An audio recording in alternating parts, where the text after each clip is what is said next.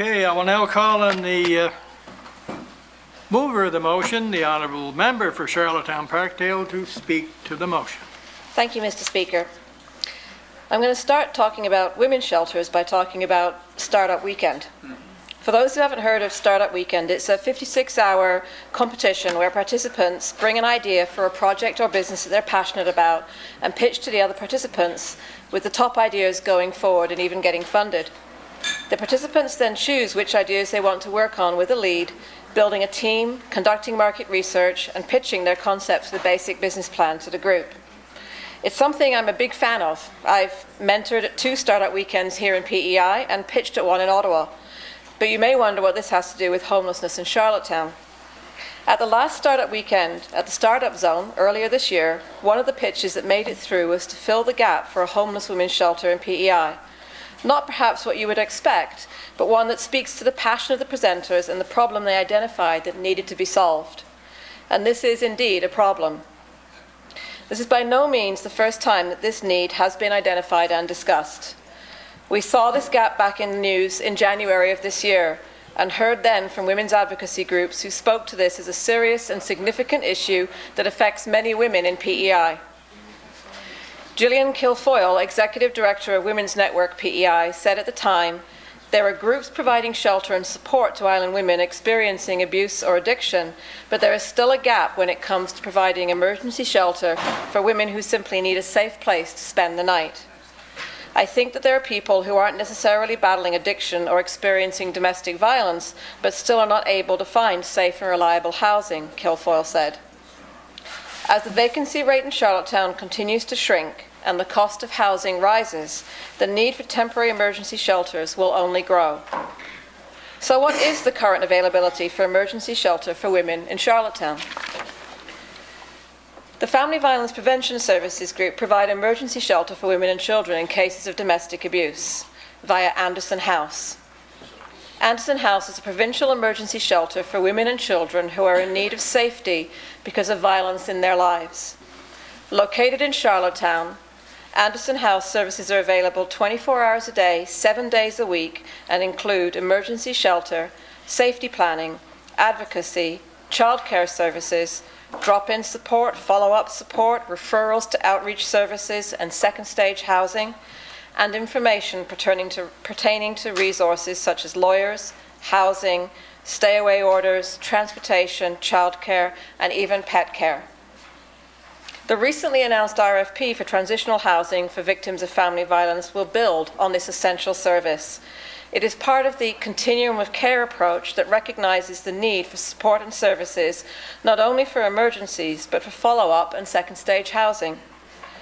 The ongoing operation of this housing service will be added to the mandate of the Family Violence Prevention Service organisation, ensuring consistency and good operational management and oversight, as well as integration of service delivery for those who need it most.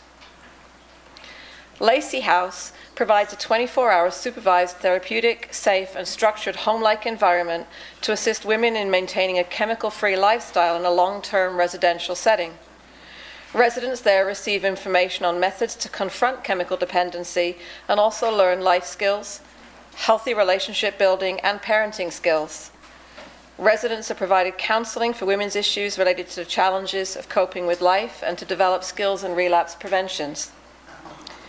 Mr. Speaker, these 2 well-established non-profits are filling a critical need in our community, offering programming and support services, not just a safe bed. They also demonstrate the importance of working collaboratively with community-based organisations to address issues that for many are not seen and often not discussed. On a personal note, I would like to recognise that the issue of family violence not that long ago was an issue that many believed did not actually even exist in PEI. And it took the concerted efforts of a number of dedicated women working in our community, in fact in partnership with the WI, with the Women's Institute across the province, to speak openly about the issue of domestic violence and violence against women, to even get to the point where something like Anderson House could exist. And that was not that long ago. That actually happened in the early 80s, and one of the people that worked on that was my mother. And I remember very clearly and closely her going out night after night after night across the province, talking people into believing that domestic violence even was an issue in PEI. And so to be able to have that conversation and have a space now that we recognize as a critical part of our care is something that we should not take for granted. Coming to homeless women, it is actually really difficult, though, at this point, because it is something that we don't talk about as openly, to assess just how many homeless women there are in PEI. Though data from community partners, including the food bank and the soup kitchen, indicate that there are, even just in Charlottetown, at least 25 to 30 homeless women at any given time in the Charlottetown and Greater Charlottetown area.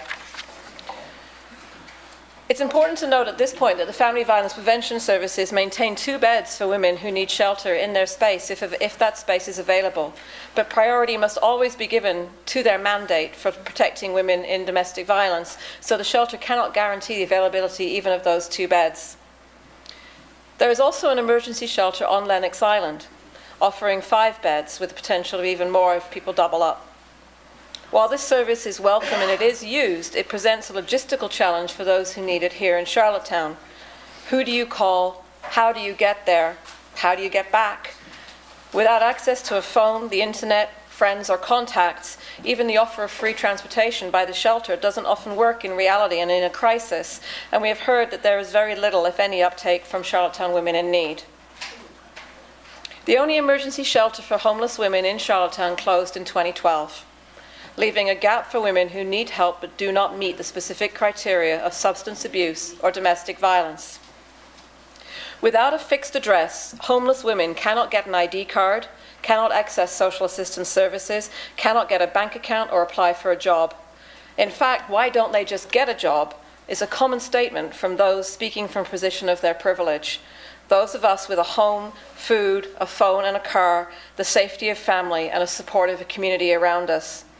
But when someone does not even have a safe place to sleep, we cannot and should not expect them to pull themselves up alone. Homeless women are particularly vulnerable to sexual exploitation, physical and mental abuse, exposure to the elements from sleeping rough, and exposure to unsafe situations, couch surfing. What are some of the things that we could do to improve the health, dignity, and well-being of these vulnerable women? We can provide access to emergency shelter support for homeless women that provides at minimum a 12-hour overnight safe space and ideally provides a central point for access to further community-based services. We can provide access to flexible short-term emergency supports including food, clothing and personal expenses specifically for those who have no fixed address. And we can think about a transitional approach to empower women to move from homelessness to social assistance to independent livelihood. Now, I'm sure some of these items will be and are currently being discussed in the Poverty Action Plan and the work that's going on with the great group of people from the community who are advising that plan. But this is a need that has been, as I've stated, in place for much longer.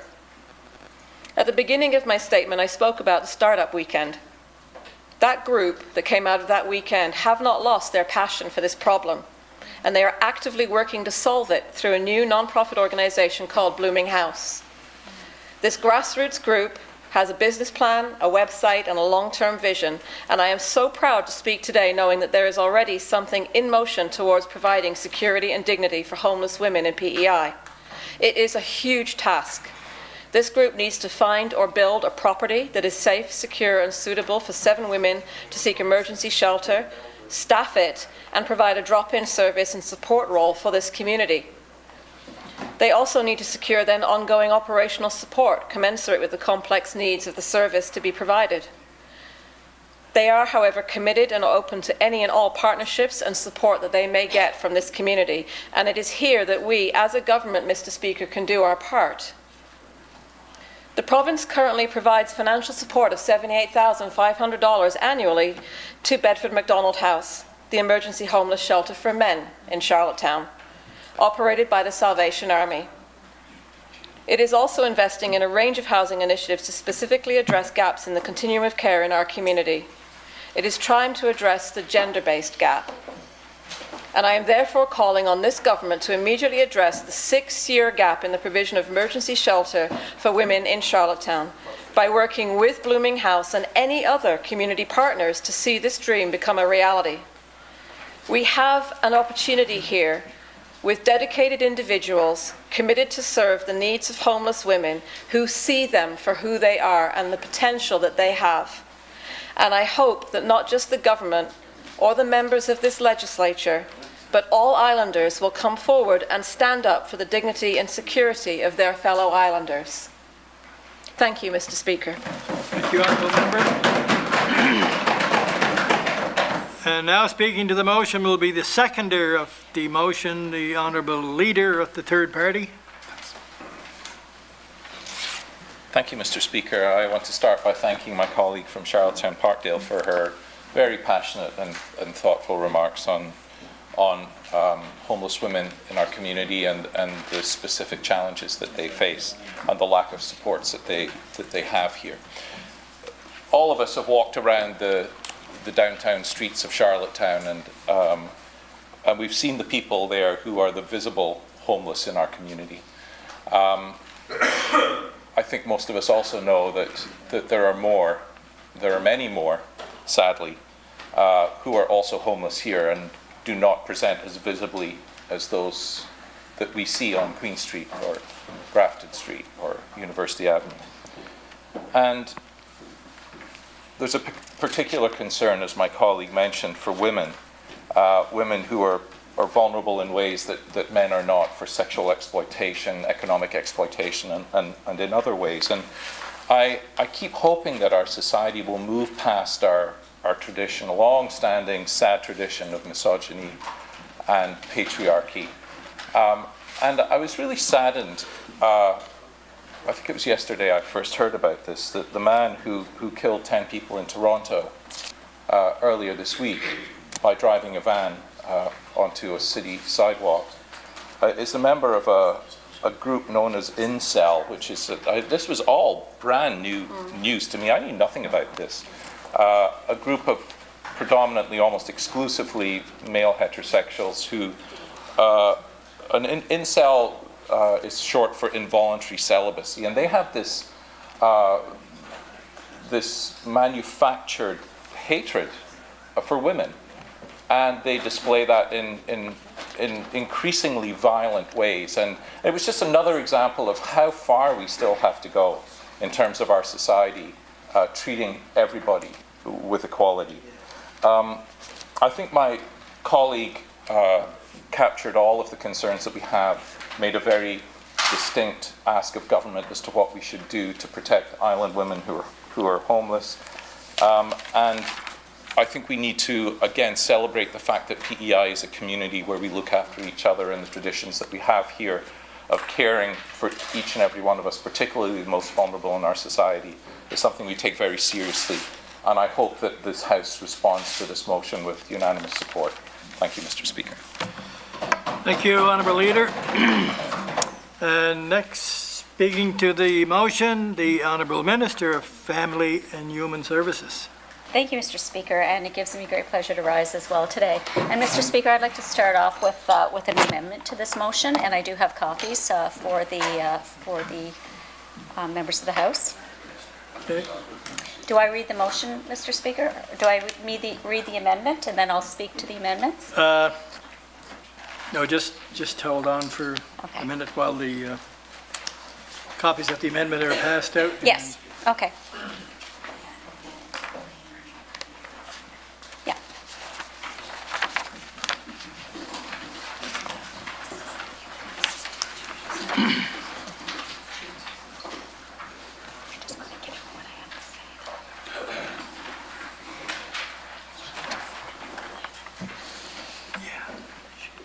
Okay.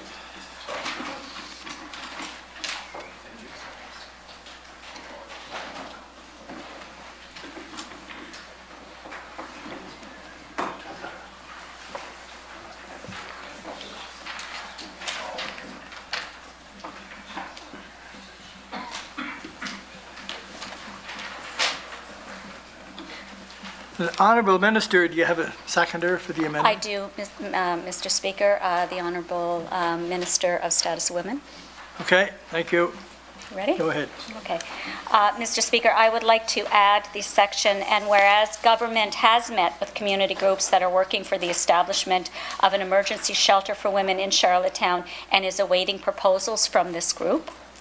Also, I'd like to add, and whereas government is currently working with other levels of government and a number of community partners to develop a provincial housing action plan in response to a range of housing needs, including vulnerable populations. And then replace, therefore be it resolved that the Legislative Assembly urges government to continue to work with all community partners to consider the needs of homeless women in the development of a housing action plan. Okay, so you can now speak to the amendment. Thank you, Mr. Speaker, for the opportunity to speak to this amendment. Our government is committed to supporting islanders who need it most, and we recognize the importance of supporting those who are homeless or at risk of being homeless. We also recognize that there are women experiencing difficult situations that may lead to homelessness or that arise as a result of homelessness. Mr. Speaker, my department recently met with the community group Blooming House and another community group who are both interested in establishing a women's shelter in Charlottetown. Mr. Speaker, neither group was aware of the other, so we recommended that they collaborate on this project and develop a plan and a proposal that government can assess. Government is excited and encouraged by this initiative shown by these two community groups, and we look forward to receiving and reviewing their plan. Mr. Speaker, Anderson House in Charlottetown encourages any woman in need of shelter to reach out to them for help, and they will provide support to those who need it. We also encourage any woman in need of shelter to reach out to the Chief Mary Bernard Memorial Shelter in Lennox Island. Mr. Speaker, community collaboration and innovative approaches are keys to helping address housing challenges, including homelessness. Housing for those who need it the most is a priority for our government, which is why our 2018-2019 budget announced investments of $17 million over 2 years, as well as the creation of 1,000 new affordable units in the next 4 years. Mr. Speaker, a housing action plan is also being developed in collaboration with a housing supply task and a co-development team. And the co-development team, Mr. Speaker, is a committee who have members from the Status of Women, the Council of People with Disabilities, PEI Family Violence and Prevention, and the Community Advisory Board, Mr. Speaker. And the Community Advisory Board on Prince Edward Island delivers the funding on behalf of the John Howard Society. And that Community Advisory Board is also made up of several community groups and representatives from various departments, including our department, Family and Human Services. Mr. Speaker, a number of innovative approaches will help to address housing challenges across Prince Edward Island. We know that government alone is not capable of responding to all needs, and we must work together on renewed and innovative approaches to housing. Government continues to collaborate with municipalities, private developers, and communities to meet the current and future housing needs of vulnerable populations and all islanders, not only today, but into the future. Mr. Speaker, I would like once again to encourage any woman in need of shelter to contact Anderson House in Charlottetown or the Lennox Island Shelter. And Mr. Speaker, I believe the minister responsible for the Status of Women will also have some remarks that she would like to add. The hour has been called.